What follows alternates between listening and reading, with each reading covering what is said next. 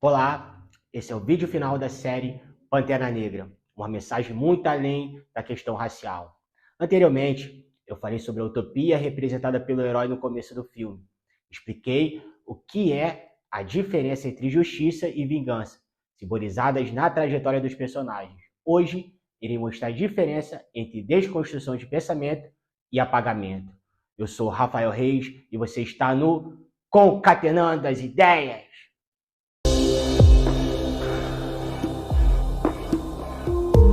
No último vídeo, vimos como o Pantera Negra vai descobrindo fatos indesejados sobre o seu passado e como ele varia o seu tipo de percepção até que, no final, ele reconhece todos os erros do passado e enfrenta as consequências para conseguir ser capaz de buscar a justiça. Esse é um processo legítimo de desconstrução de pensamento.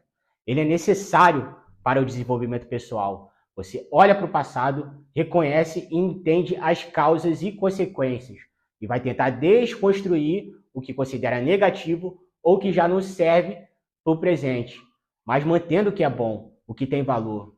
Entenda que esse desconstruir uma ideia é um processo no qual você mostra o que é errado e deve ser desconstruído.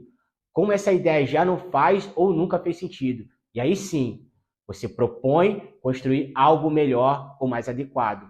Existem muitos exemplos históricos disso, e a ficção é um reflexo disso. Um exemplo simples e gritante é a releitura de alguns clássicos. A gente pega um personagem clássico, um herói ou uma princesa, que de certa forma representa certos valores e ideais, e o transforma no oposto de tudo aquilo que simboliza. A princípio, para alguns, isso pode parecer uma ideia boa e eficaz. Você elimina uma simbologia antiga de algo que te incomoda, que é representado por um personagem que já faz parte da cultura de gerações, e a substitui por outra coisa que chama de nova cultura ou algo parecido. As novas gerações vão ver apenas a nova versão do personagem e a mensagem original vai ser apagada. Só que não é simples assim. Apagar uma história, uma simbologia, é uma violência cultural muito grande. Parece que eu estou exagerando, mas não. Se algo é inadequado ou desatualizado, será substituído naturalmente por opções mais atuais e apropriadas. Se algo é errado, deve ser confrontado com o certo e não ser esquecido. Nada de bom pode surgir dessa violência. Mas como assim, Rafael? Como apagar algo desatualizado ou ruim pode não ser bom?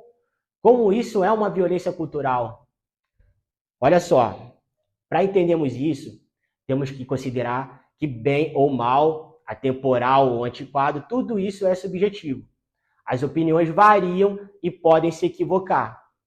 E não importa se é bom ou ruim, o fato de um grupo ter uma opinião sobre algo não dá o direito de impor sua visão e cancelar as outras. Nada de bom pode surgir disso. Não há possibilidade de, a longo prazo, isso dar certo. Isso é tão louco, tão absurdo, que os casos menos ruins onde isso acontece são quando você apaga uma coisa boa. Quando você cancela uma simbologia positiva, você afasta a sua cultura de virtudes, e isso é horrível. Mas por incrível que pareça, pior ainda é quando você apaga algo da história que de fato é ruim. Você pode calar uma voz, pode perseguir e eliminar pessoas que defendem uma ideia, mas a ideia continua existindo. Com o efeito oposto do desejado, essa violência cultural obriga a ideia a se fortalecer, enquanto os lacradores se enfraquecem. Imagina que bom seria se eu apagasse da história todos os episódios de racismo. Apresentasse Hitler como um chefe de Estado negro e pacifista. Se ninguém se lembra de nada sobre racismo, então ele não existe e nem vai existir. Se ninguém sabe que existiu um líder preconceituoso que quase dominou o mundo, então não há riscos que outros, como ele, achem que isso é possível. Certo? Errado. Se não conhecemos a nossa história, estamos fadados a repeti-la. Existem uma série de fatores que dão origem a uma nova ideia nociva. Se você tenta apagá-la, ela não some. Ela se reprime, toma outras formas e retorna com mais força. de um modo que não pode mais ser reprimida facilmente. Até mesmo porque não há defesas, pois ninguém se previne ou evita um perigo que não conhece. Novamente, podemos citar a simbologia do Pantera Negra nesse contexto. O Rei Pai tentou apagar seu irmão e toda a conduta que ele representava. Se tivesse procurado ser justo e dialogar com todos os lados, talvez tivesse achado uma solução melhor. Talvez o seu sobrinho não tivesse ficado tão revoltado. Na pior das hipóteses, ele conseguiria facilmente controlar o mal que estava surgindo, pois estava à vista. Mas não. Ao ignorar e esquecer, o rei alimenta o mal que quer evitar. Killmonger volta para se vingar, não como uma criança revoltada, mas como um homem maduro e forte, capaz de colocar todo um legado em risco. Assim é a cultura do apagamento, que hoje em dia muitos chamam de desconstrução. Ter conhecimento de uma história de atrocidades, fruto de ideias racistas, é a verdade dolorosa que nos permite entender o mal que isso causa.